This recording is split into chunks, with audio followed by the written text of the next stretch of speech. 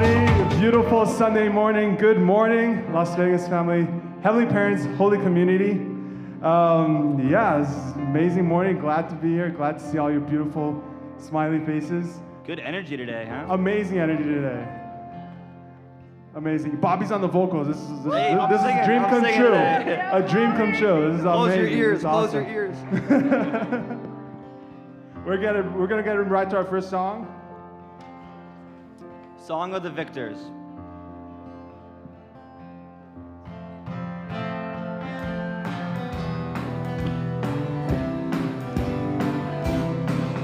Sing aloud, Hosanna to the Lord. Offer everything with humble heart.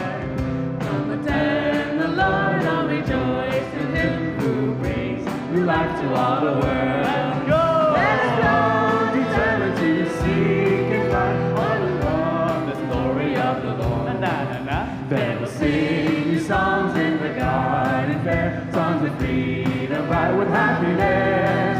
Then we'll sing new songs in the garden fair, songs of freedom, bright with happiness. There are clouds of darkness on the path, sinful night enveloping the land. Brush the clouds aside and behold the light that shines, the beauty everywhere. Let's go, determined to seek and find on the world of joyfulness and peace. Then we'll sing new songs in the garden fair, songs of freedom, bright with happiness. Then we'll sing new songs in the garden fair, songs of freedom, bright with happiness. Oh my brothers, I'll rejoice today. Sisters too, who will sing the songs of our delight. Offer praise on high, blessed forevermore, as chosen people of the Lord. Let us go, determined to seek and find all the brilliant glory of our King. They will sing songs in the garden fair, songs of freedom, bright with happiness. They will sing songs in the garden fair, songs of freedom, bright with happiness. We uphold the standard of the Lord. Yes, we do. To restore His true idea. Freely give your love, share the Father's joy, and beauty will return to you. Let's go, determined to seek and find harmony within the garden ride. And sing new songs in the garden fair, songs of freedom, bright with happiness.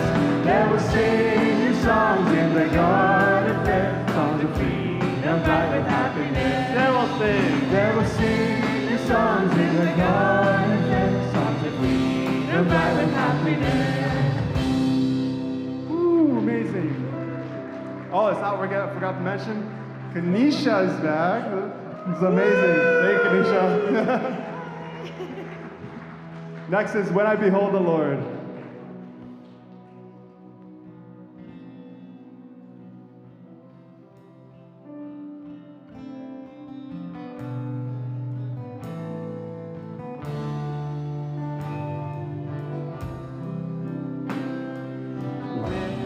Behold the Lord of all, my old self dies away.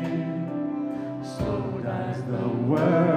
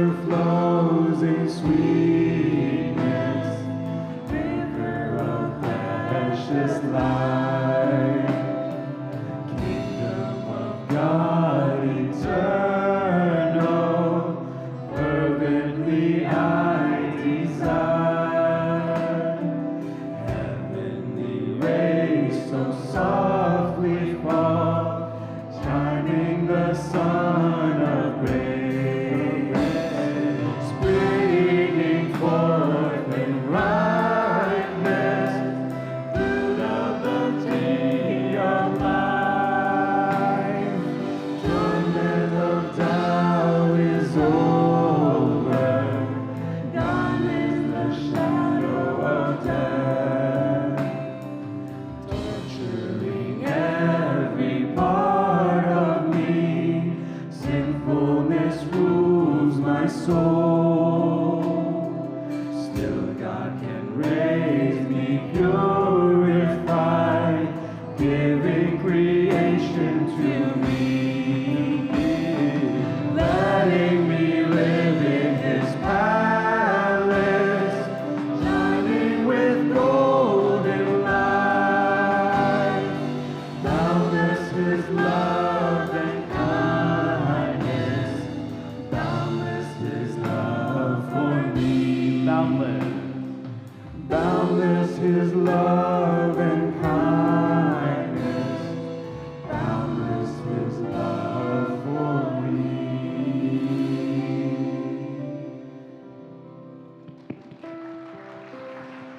Beautiful. Amazing energy, guys. This. You may so have this- your seats, by the way. Yes. Thank you, Bobby. So this song is about hardships and God being there for you. In this song it says, if you're ever feeling lonely, if you're ever feeling down, you should know that you're not the only one, because I can feel it with you now. When the world is on your shoulders and you're falling to your knees, love will set you free.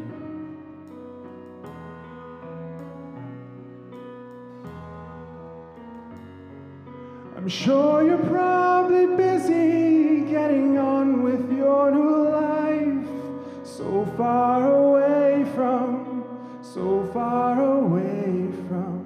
when everything we used to say was wrong is now alright. Where has the time gone? Where has the time gone? If you're ever feeling lonely, if you're ever feeling down, you should know you're not the only one, 'cause I feel it with you now. When the world is on your shoulders and you're falling to your knees, oh please, you know love will set you free.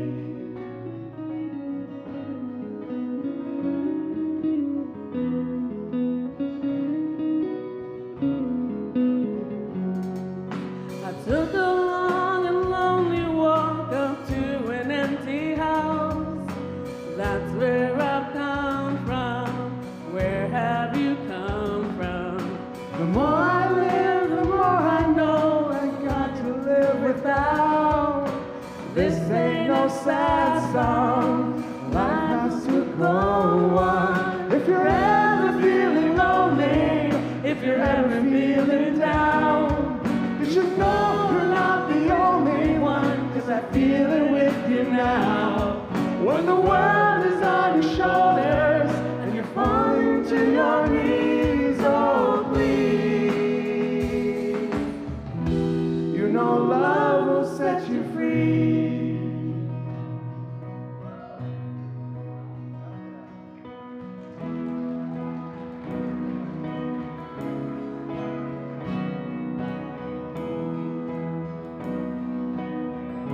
You know love will set you free.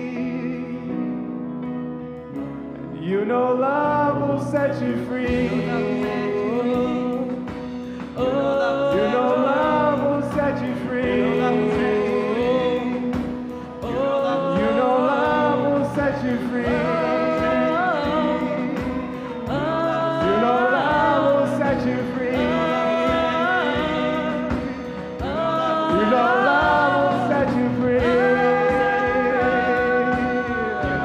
You know love will set you free. You know love will set you.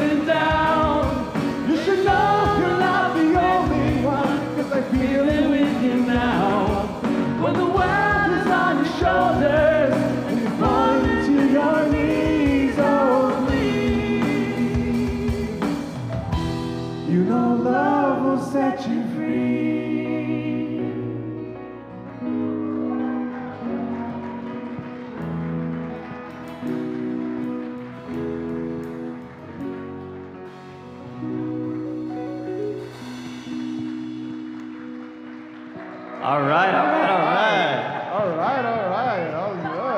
Oh my God. How we feeling? Feeling good? You better be, because what we're about to do is a risk. All right, we're gonna try something new. This next song, you guys are gonna sing. Okay, we're gonna take a break. We saw a concert over the weekend, and we were really moved by how the audience really sang this song at this concert. So we're gonna sing this song together. So I really want everybody to stand up for this song, okay? We're gonna lift the energy. We're gonna raise the spirit in the building, okay? At one point in the song, this half of the room is gonna be singing something different than that half of the room, okay? Be ready for it. We're gonna mess up. It's fine, okay? This song's not about being perfect. This song's about energy. This song's about self-expression. I can't even sing this song when I'm singing. It's too high. So if I'm singing, you gotta be singing. All right? So we're gonna sing it all together. You know the lyrics. It's how great is our God.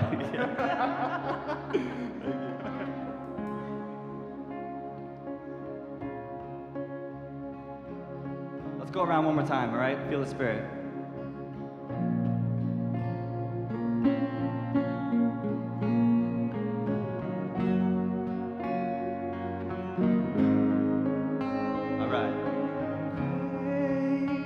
Is our God, sing with me, how great is our God, and all will see how great is our God. The splendor of the King, clothed in majesty. Let all the earth rejoice, let all the earth rejoice.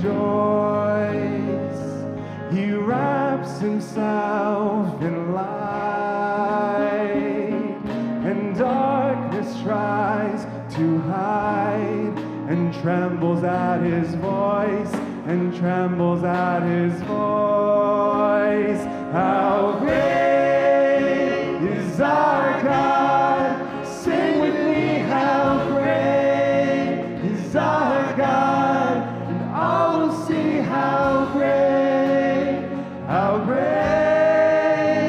is our God.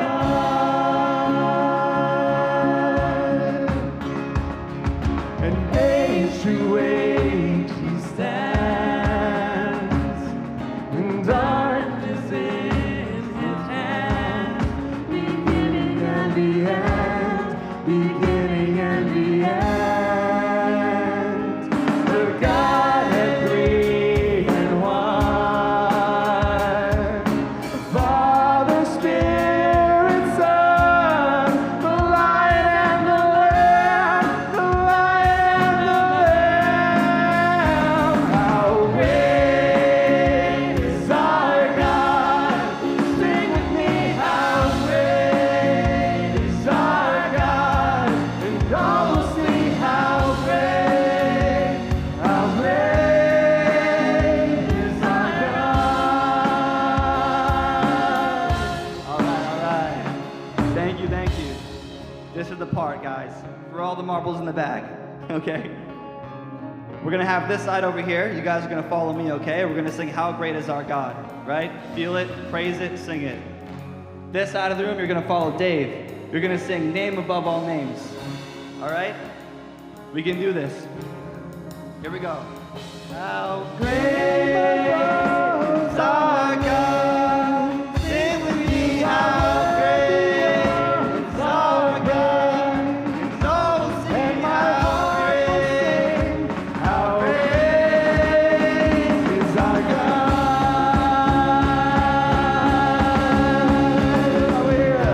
great is our God. Sing with me, how great is our God?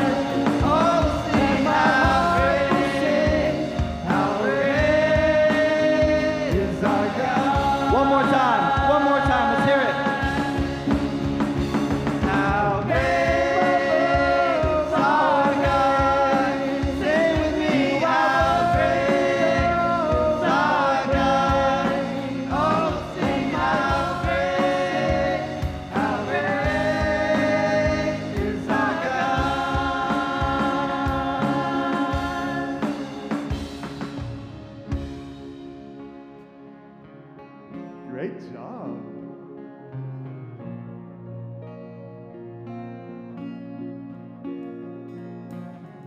All right, one more time all together, nice and soft. Just the chorus, just the chorus.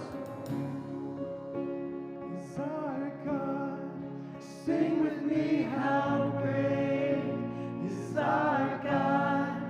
All will see how great is our God.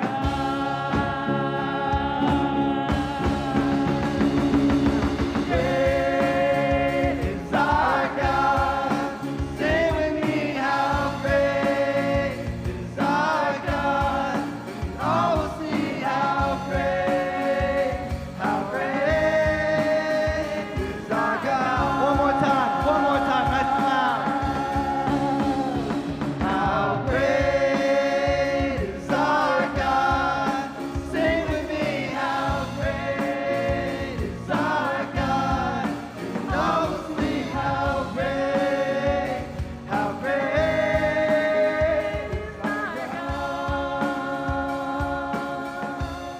Just us, all together. How great is our God? Sing with me, how great is our God? And all will see how great How great is our God? is our God.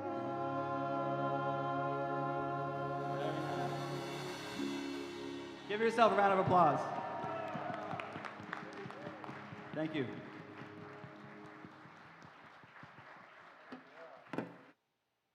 One more round of applause, Haven Street. Round of applause, Haven Street Band. That was fun. Did you have fun? They took a risk. They were willing to do something different. And what happened when they were vulnerable? They opened their heart and boom, love could fill the room. Could you feel that? When we restrict ourselves, when we stay safe and we don't want to share, we stay isolated, we block ourselves from the flow of love. But the second we become vulnerable, we take off our mask, we tell the truth, we take a risk, that love starts to flow. Just feel it. Everyone, take a second, just take a deep breath. Imagine a rush of love just coming into your lungs and release every stress and ounce of negative energy in your body. We're going to do it one more time. Take a deep breath in. Just release all that stress and negativity. You're loved. We're going to have fun today. But first, I want to say our good mornings. So we're going to say good morning to our Heavenly Parent on the count of 3. 1, 2, 3. Good morning, Heavenly Parent. Let's turn to our true parents. 1, 2, 3. Good morning, true parents. We're going to go Zoom people this time. That camera right there. 1, 2, 3. Good morning, Zoom people. Wave your hands. Send them love. Is there a camera? I saw spirits. There it is. It's all dark over there with the speaker. I just had faith and trust. It's all good. I'm still loved. There's actually a bunch of Zoom spirits, and they were very appreciative. All right, now turn to your neighbor, give him a high five, and say, good morning, neighbor.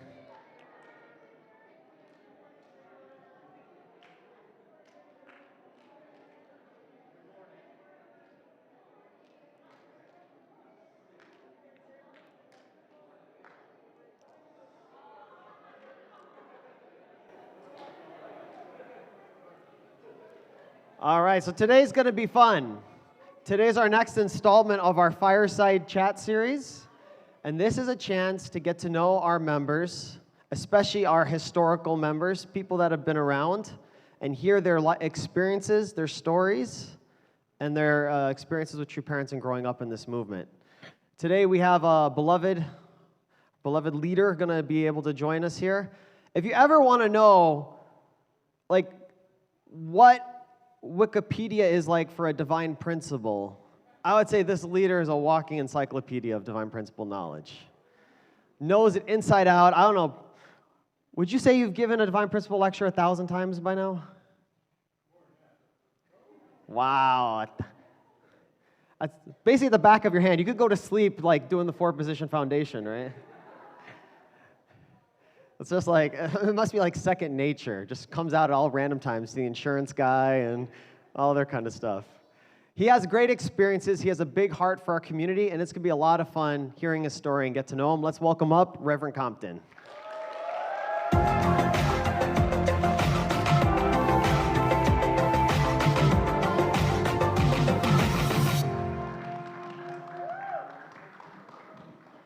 Okay, so we're going to have some fun.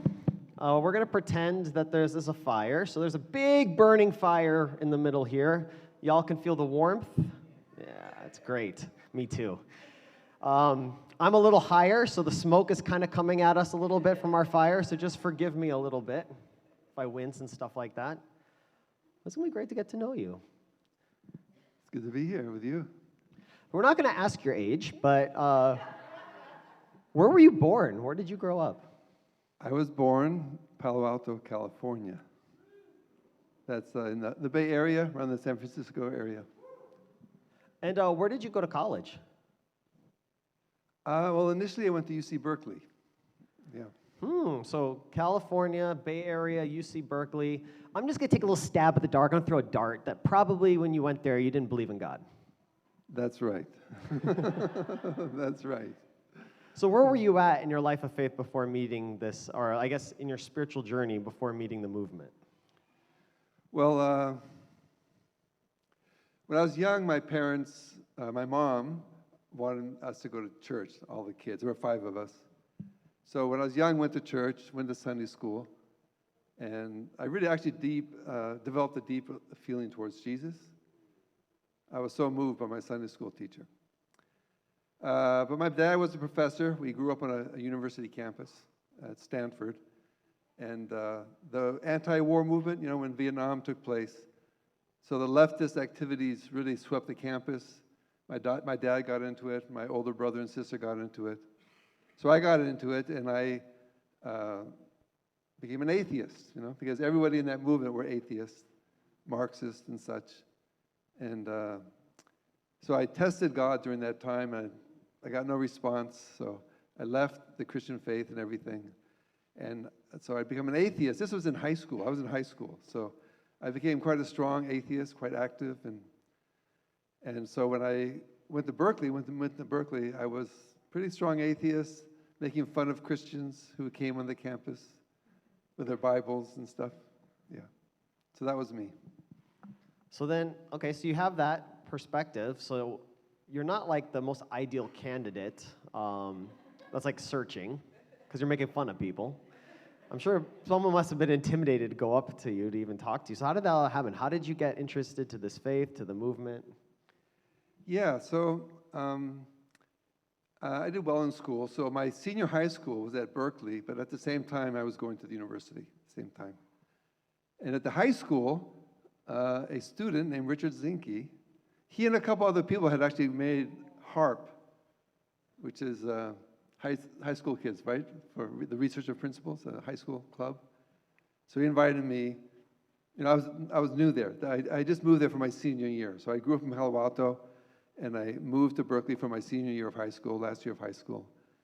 So I didn't know anybody, and he invited me to come hear this new philosophy from Korea. So I thought, oh, that sounds really exciting, kind of spiritual. And so I thought there'd be a big room like this with some speaker wearing Korean clothes, and that's what I was expecting. Instead, this member of our movement, in a little room with myself and maybe 2 other people, gave this long 2-hour lecture with diagrams and the whole principle of creation, like in 2 hours. And I did not like it at all.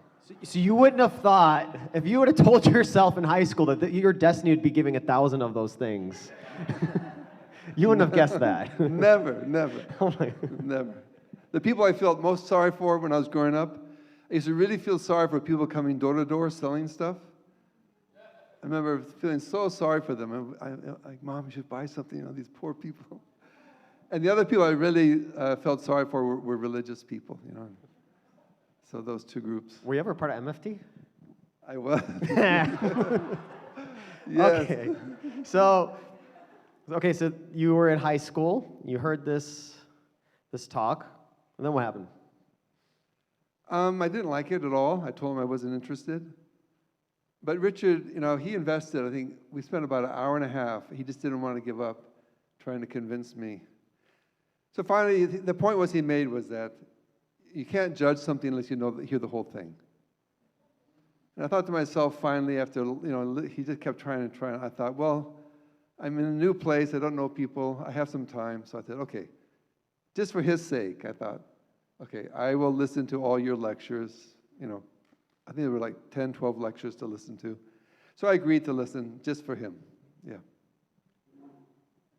Okay, so you heard these lectures. So now you heard it longer. Did that like change your perspective, or were you still like pretty negative? No, I became more negative.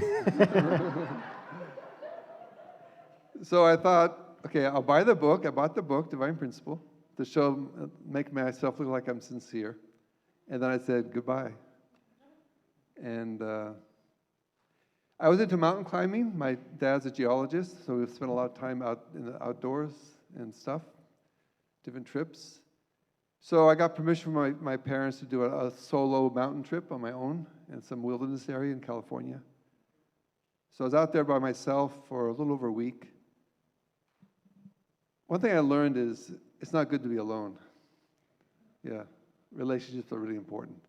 But when I was out there, one thing came to me from the Divine Principle was about purpose.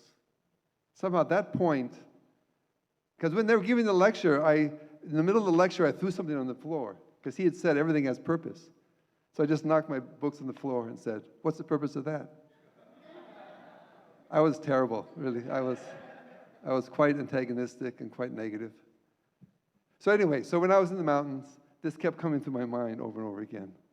So I thought, I should have some purpose. I should have some kind of purpose to life. So then after that, for the next several weeks, I began looking books of philosophy at the library at the university there, and just kind of trying to research, what do they think in philosophy about purpose, and I couldn't find anything that was at all satisfactory. And then they had a picnic. The church had a picnic, and they thought they'd invite me again, I guess they didn't want to give up. So I came to this picnic, and then I thought, maybe I'll listen to this again. So I actually asked, because when the first time I heard it, I didn't listen to it with an open heart at all. So I thought, well, maybe I'll actually listen to see what they have to say about purpose. So then I asked, and then I heard the Divine Principle a second time. So you heard it again. I guess one little side question just popped into my head. We're going to go back to this journey here, but you mentioned you were kind of like you weren't the easiest person for them to give lectures to. Did life ever bring karma back when you're giving all these Divine Principle lectures now? Did you ever run into yourself again? Yes. So it helped me to have patience with people because I know how negative I was. And I realized, we shouldn't give up on people. Yeah, some years later, I found out that my spiritual parent, during that 1 year when I was struggling, he did a fast for me one day every week for almost a year. For you? For me. Yeah. Wow. So I really appreciate my spiritual parent. Wow. So when did it click? When did this, I don't believe in anything and gonna join this super new, radical, completely other side movement? When did that transformation start to happen? Well, the second time I heard the principle, I had a lot of questions, hundreds and hundreds of questions, and they dealt with the questions really well. So I kind of thought the second time, I'm going to help my friend Richard Zinke get out of this religion, That was part of my motivation. But as we went through the principle again, it really began to answer all my questions. Oh yeah, one thing is I made a promise to myself the second time. I made a promise to myself that I would never join this movement. That way I could ask all the questions I wanted, I could study as much as I wanted, but the one condition I made with myself is you can't ever join and become religious. That was my condition. So anyway, I thought that I was going to have the upper hand. I was quite arrogant, as you might get a sense at that time. I thought I knew everything. Did really well in school, and everything like that. So I thought, and then but they really answered the questions. But I was not at all, thinking of joining at all. And then one evening, I think every few weeks they would have a testimonial night. And I came to the testimony night, and Carol Ann DeBracra was sharing her testimony. You probably don't know her. No one here knows her. She was a member of our movement. And I looked at her differently because she didn't live in the church center. She is a PhD student in psychology. So I looked at her a little bit differently than the other people in the movement. So she gave her testimony, and from the time she was a young girl, she had experiences with the spiritual world. I mean, powerful experiences that she had all through her life. And when she shared that testimony, I knew there was a spiritual world. I mean, my mouth was literally like dropped open. I just couldn't, I knew she wasn't lying.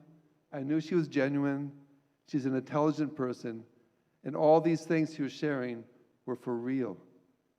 So my experience wasn't with God at that time. My experience was realizing there's a spiritual world. And at that moment, all my, theories of evolution and all my scientific theories, they all just collapsed. Because I knew the spirit world would not emerge just because atoms happened to be bouncing, this random way.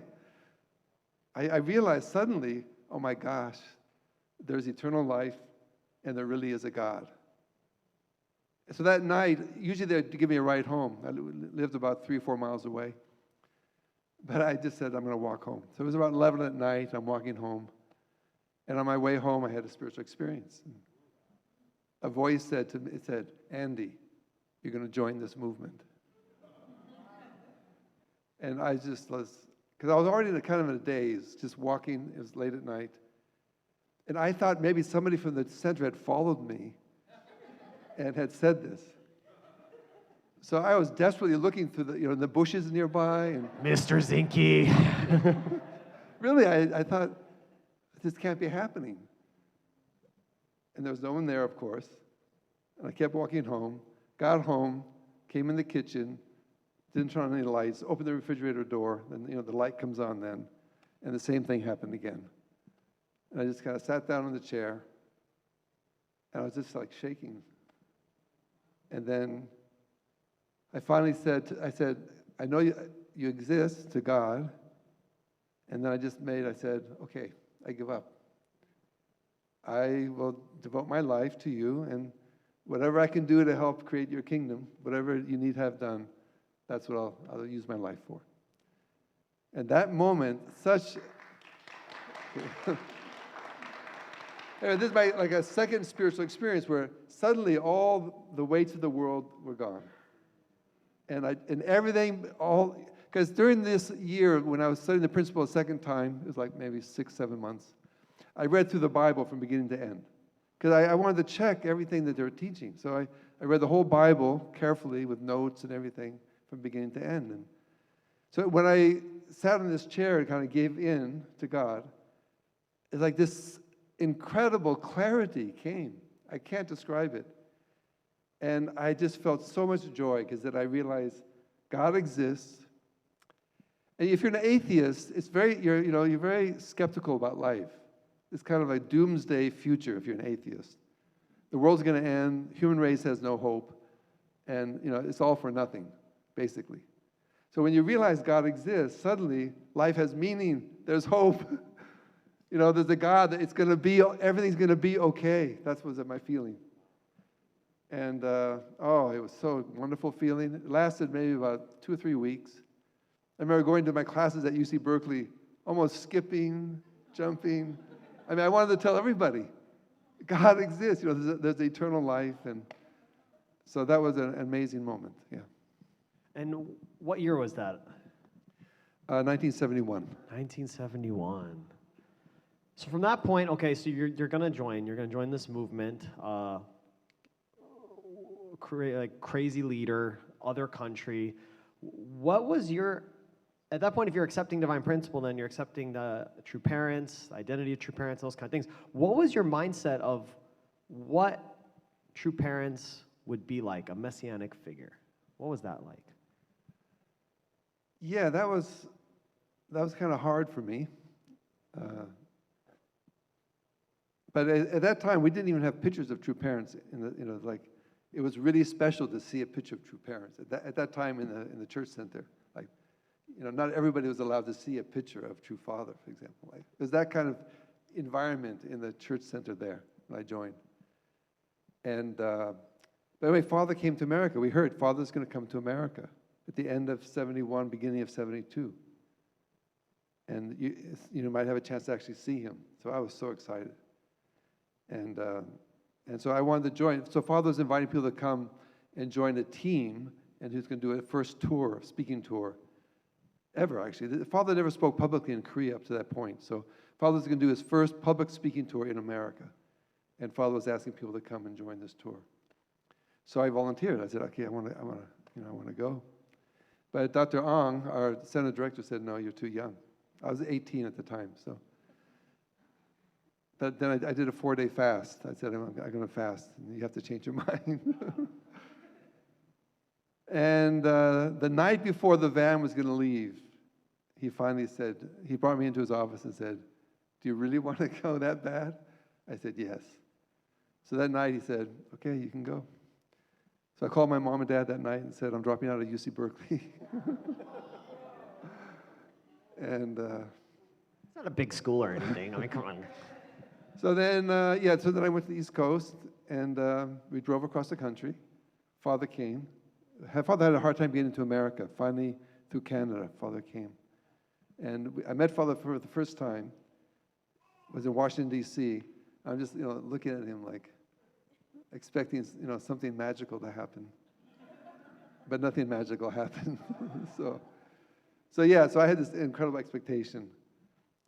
But I was really just coming as kind of a gawking, person who doesn't know what's going on, doesn't understand that much, but, just excited that maybe I can see the Messiah. So I remember that at one point, we were in the basement of Upshur House in D.C. Upshur House, right? And they had some guy come in who did a performance. We were all gathered there, and Father and Mother were there, and this guy did a performance. And afterwards, Father said, okay, you can ask any question you like. So I asked, can I shake your hand? And Father just chuckled and then went on to the next question. Didn't do anything. Yeah. And that was my first meeting with the true Father. So, yeah, you have this experiences with your parents, and you have this big expectation, messianic figure, those kind of things. It can feel like an absolute figure there, but at some point in your spiritual journey, you started to view true parents, and especially true Father, differently. More than just an absolute messianic figure, but more accepting that this is a spiritual parent for me. What was that part of your journey like? Yeah, so from the early time, I was asked to take leadership role, even though I was quite young, because we were limited in numbers of people. And that was really hard, because we'd come, like monthly, we'd meet with True Father or meet with these leaders. And, it was like about how much results do you have? And people had to get up in front of Father and report. Oh my gosh, it was just terrible. I was devastated.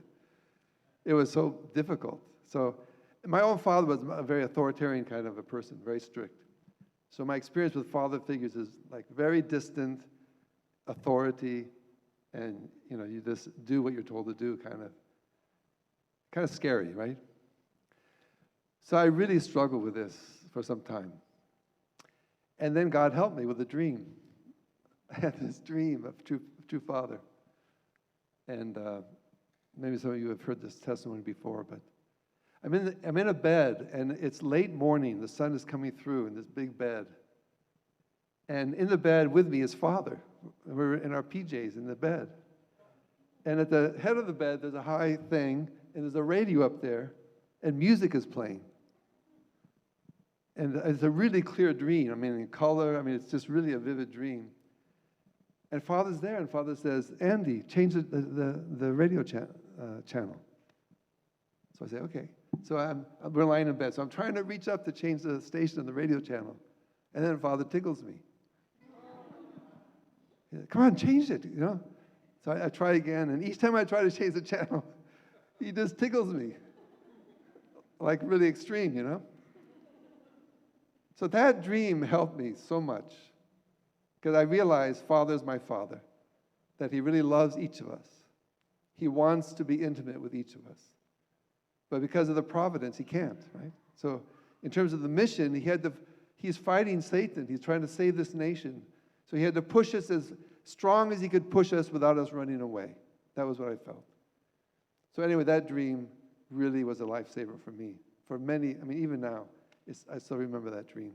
Yeah.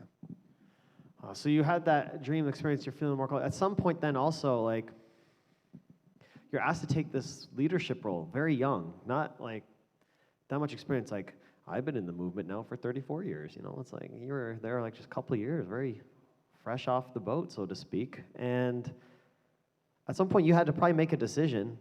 It's probably intimidating to take that kind of role at such a young age, limited experience. At some point you have to probably be like, you know what? I'm going to become more active. I'm going to go all in. I'm going to take ownership of this. And when did that start to happen, and how did you start to think like that? Oh, it's hard, you know, to take ownership of this. For many years, I felt like I'm kind of outside of a house looking through the window, and you see people inside, you know, eating dinner together or something, and you feel like you're kind of observing. Yeah, so for a long time, I felt like that, you know. Like, I know God exists. I know that God's trying to save the world. I've pledged that I'm going to help, but I don't really feel like it's ownership. I don't feel like it's my thing that I was born for. And so, yeah, that was a hard thing. I mean, I did the things that, you know, we were asked to do. So when Father first came, I went and traveled with Father on a speaking tour. At the end of the tour, we were asked to go and pioneer one city, you know, each state. So Father gave each of us 5 $100 bills. Remember that? And then, okay, goodbye.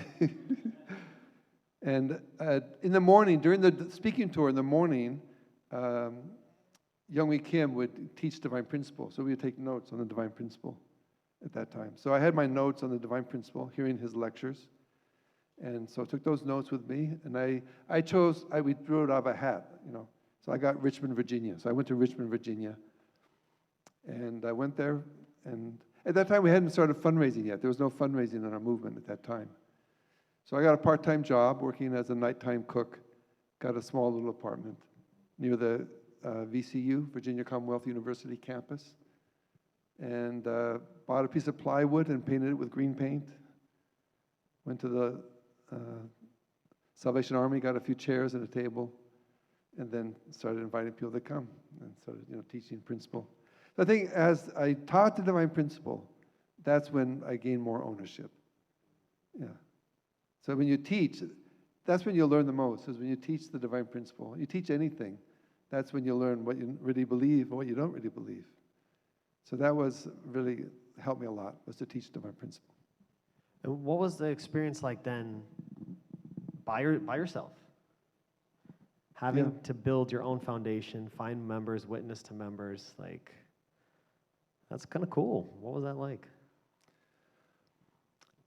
Gosh. Well, I can't share that I had some great victory, brought a lot of members or something like that. I taught a lot of people, and we had IWs.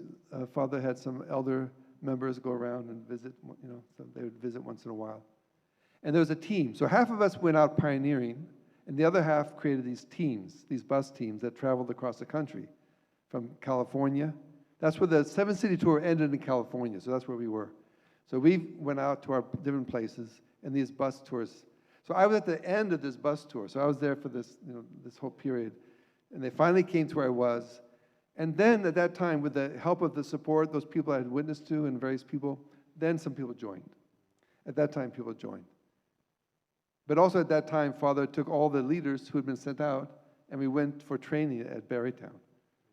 So that's when I left Virginia. Yeah. It's cool experiences. You shared some pictures that I'd like to show everyone from your days doing those things. So let's see what we got. Let's see here. Oh, go back. Hello. Hey, it's my blessing with my wife, Lydia. We were matched in 1979 in May. So this next month will be 43 years. And yeah.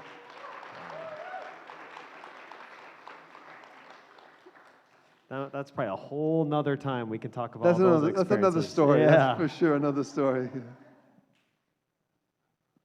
Oh yeah, this is an interesting experience. So my central figure told me, you know, you're a leader in this state, and you look too young, so you have to grow a mustache. So this was a direct order, okay? So I grow this mustache, or I tried to grow a mustache to try to look older.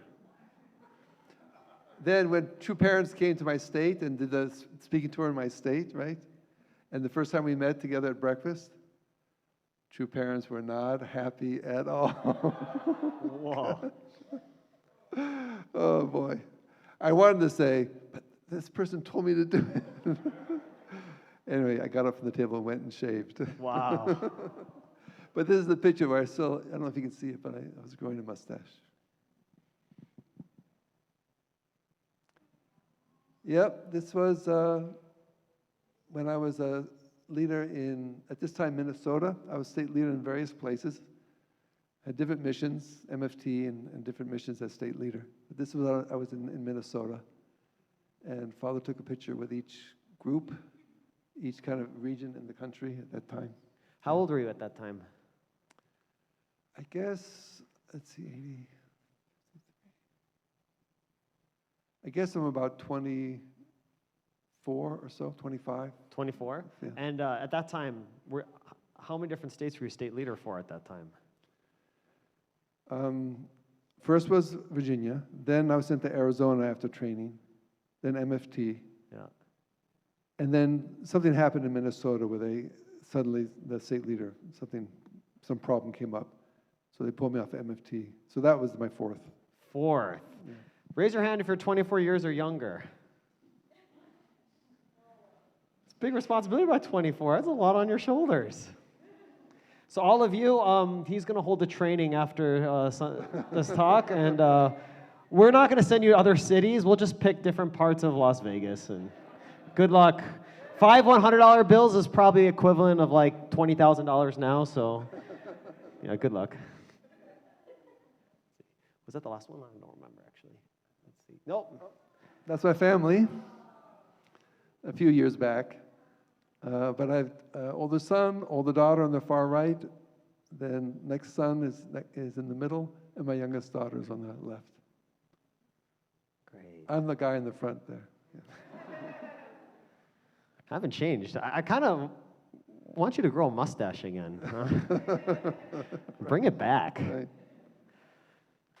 I want to kind of conclude with this time. Just for the last, I don't know, it's got to be like 8, 9 years, you've really had this mission to just keep teaching and sharing divine principle. Throughout all this time, it's like 50 years now, right? Yeah. What keeps your fire going?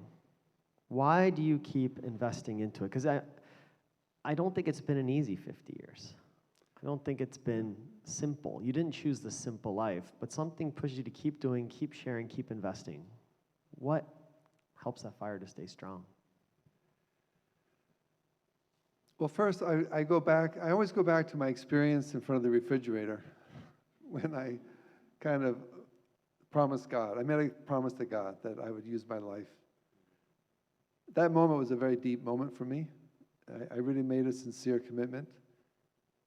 And part of that came, I think when I was studying the divine principle, one of the things that moved me the most was history. Because when you study history, you realize God is the parent who is trying desperately to save his children, but fails again and again and again and again. And no one realizes what he's trying to do, and no one is there to help him. When Jesus came, everyone betrayed him. So I just had this tremendous sense of like, wow, God, who is my heavenly parent, has been going through this all through human history, right? So I thought, I can't let him down, I just don't want to hurt his heart again. So that's was really a big thing for me, why I joined this movement and kept going. But the other thing is, true father and true mother exemplified that kind of unchanging, unwavering determination. And I don't have experiences where I spent hours and hours and, with Father personally together, one-on-one, not like that. But just over the years, going to all the meetings and leaders' meetings and Father taking us fishing and training us. And just watching Father believing in us absolutely and investing in us with all his heart. One memory especially I remember at Belvedere, when I was going through training at Belvedere. One early morning we gathered at the rock, the Belvedere Rock, with Father, and he spoke to us sitting on the rock. Early morning, we saw the sun come up. It rained that morning. And Father kept giving and giving, and the sun was at high noon, and he kept giving and giving, and the sun went down. I mean, have you ever seen anybody pour out their heart, their energy?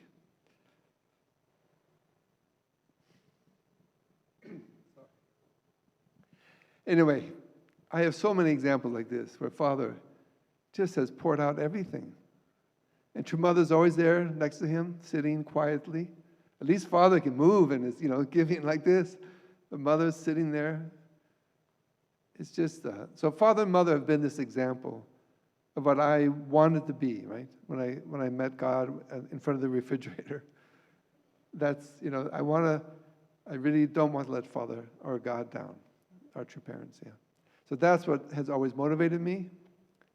And yeah, teaching divine principle, you teach the same thing over and over again, So before coming here, and for a while I was a divine principle teacher in the New York region for some years. So teaching, 2 days, 7 days, back after, week after week, the same content. So that's what really helped me a lot, is just that sensing God's heart, and I just don't want to let God down, that's all. That was beautiful. Let's give a round of applause.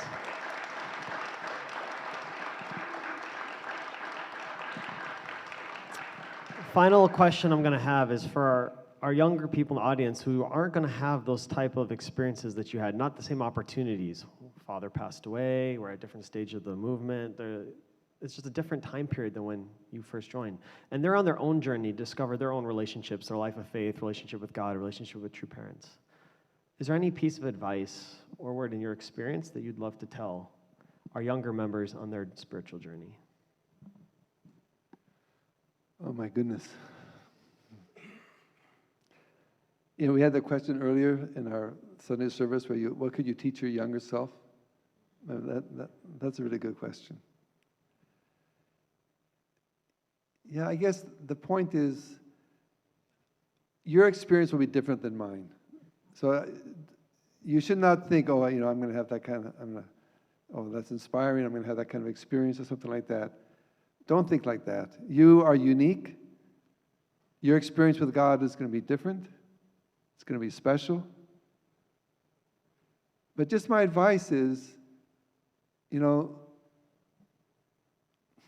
try to let go of yourself. When I was young, I was so arrogant and so much into myself. Everything's about me, me, me, me, me. And what really changed my life is just less about me and more about God. So something that I realized that none of us would be here without God. We owe him everything. We owe God everything. So that's why I just want to encourage all the young people. Your pathway is going to be very unique and special. But the most important thing, I think, is please, try to put God first in your heart. And I'm sure you'll do really well. Yeah, that's all. That was beautiful. Reverend Compton, thank you for sharing this with us. Thank you for giving so much to our community. This was amazing. That was a lot of fun. Everyone enjoy? That was great.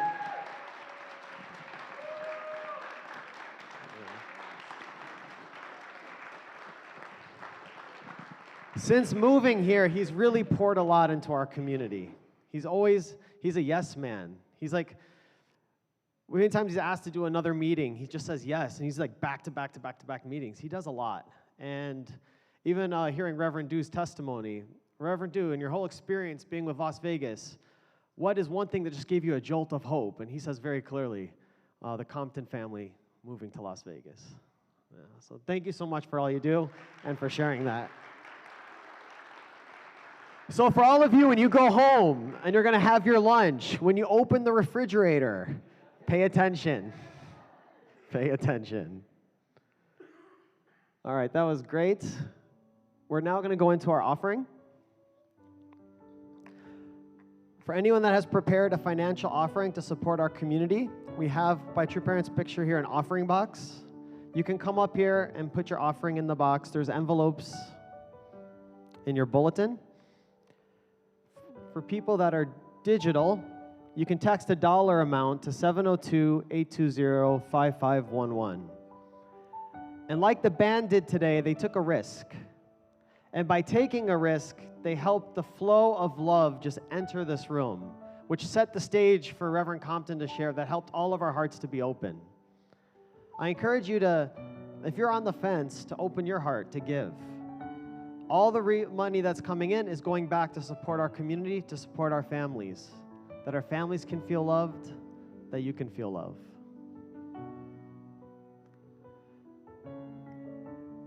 While people are putting in their offering, we have a pair share question.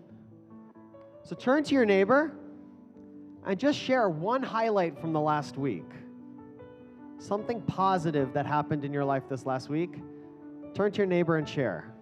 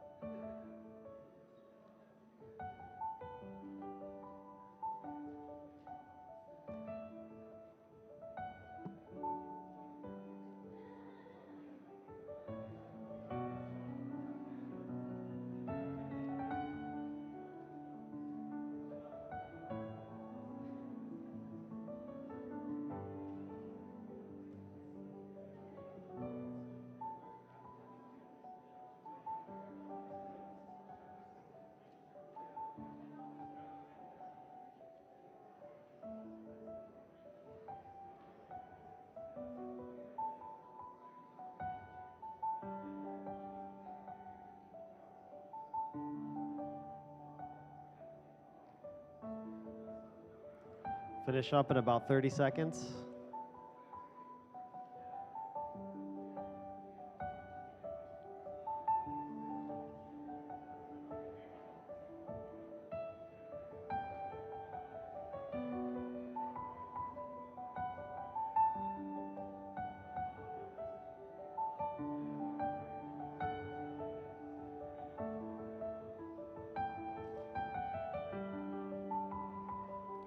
All right, we're now going to get into our announcements, which I may need another microphone. Bobby, can you be my runner? I don't know where I put the microphone we were using. Oh, there it is. Great. Any newcomers and returning friends, we're a big family here. If there's someone that hasn't been here in a while, or you want to introduce someone's coming back, raise your hand. Great. We want to meet you. My name is Laura Aquino, and I come back to enjoy again the church. Yay! Good to see you.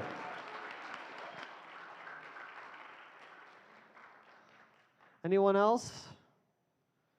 In the back row, anyone else?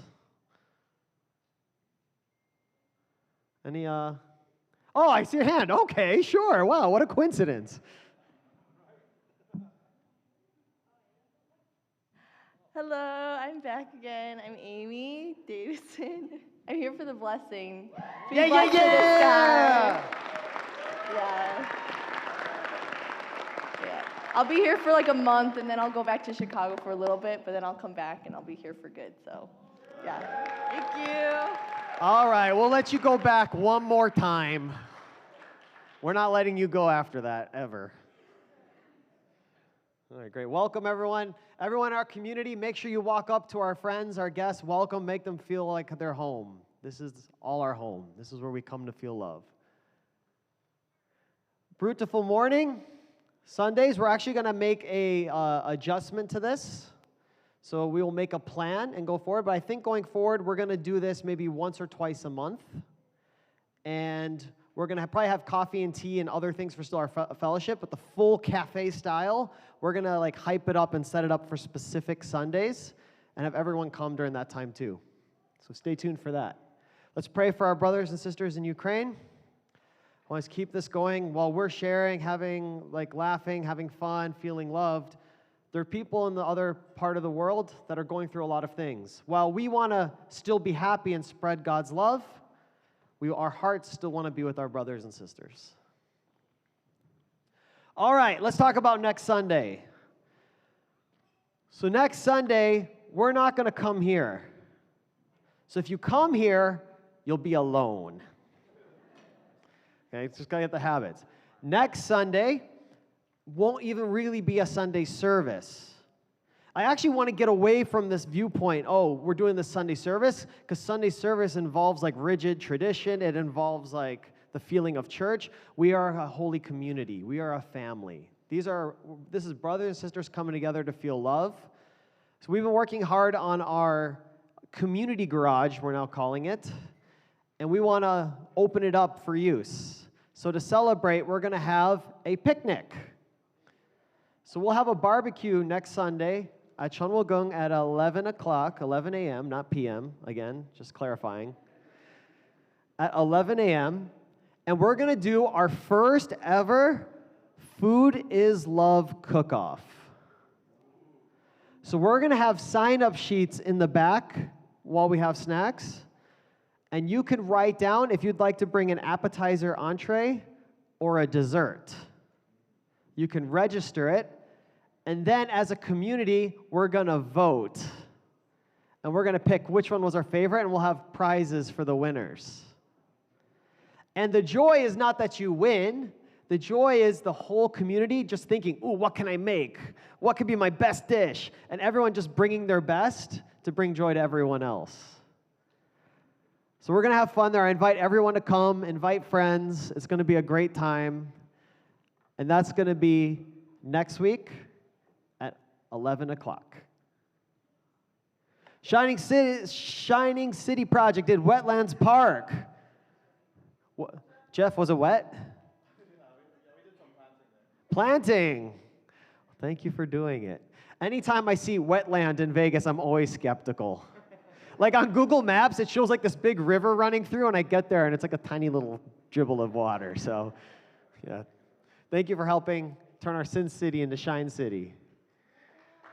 Okay, Essentials of Real Love. We are having our finishing meeting. It's been a wonderful journey. I would say the last week was our best yet. The more we go, the more people are feeling free to open their hearts, share, be vulnerable, and we're learning about loving, unconditionally loving. If you still haven't come, I would say come anytime. We had some people come for the first time last week, and the principles you learn can change your life. Holy Cosmic Hyojung Blessing, Friday, April 15th. We're going to be celebrating our couples. I think we have 4 couples from this community. I think 3 from this community, 1 visiting, and let's make them have 4 from this community. Cool. It's the biggest day of their lives. Let's make them feel special.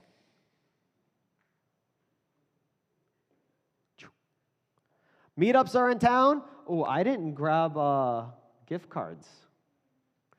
Okay. If you have a Starbucks logo in your pamphlet, you have a portion of responsibility, and that is come up to me during snack time to get your gift card. If you're like, great, no one has to see me, I don't have to take out the persons. One mother came up to me, she's like, so I have to take out this person? And like, we talk? Yeah, okay. So if you feel scared, and you're like, great, I don't have to be recognized, it's between you and God. But this is our #1 ministry. This is connection. This is laughing, sharing, smiling, and feeling love with brothers and sisters. Too often, when people got together, it was just church business. Loving is our business. And so if you have a Starbucks logo, come up to me and I'll get you a gift card. Great. Everyone stand up. We're going to finish up. Let's welcome our Haven Street Band.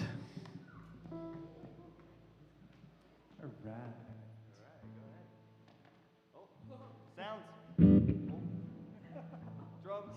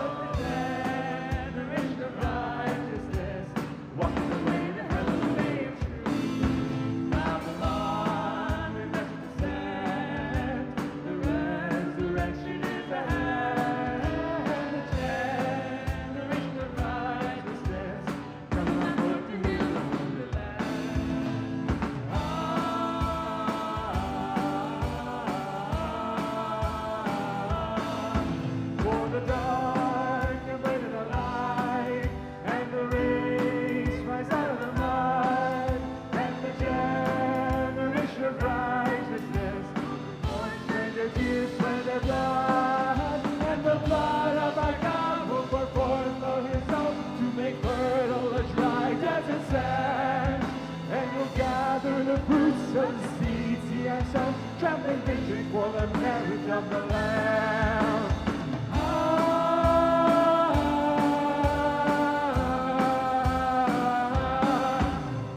God has given His land. With His hand we stand.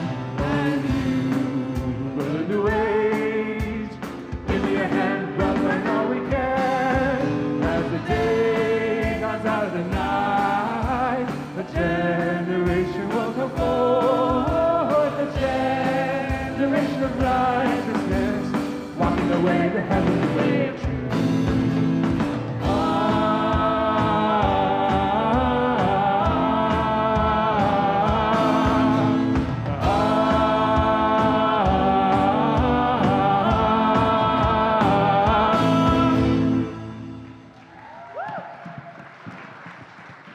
All right, everyone, join us for snacks in the back. Have an amazing week. Remember, think about what you're going to bring to share food. Food is love. Have an amazing week. And remember, we love you. You're so loved. Have an awesome week, everybody. See you next week.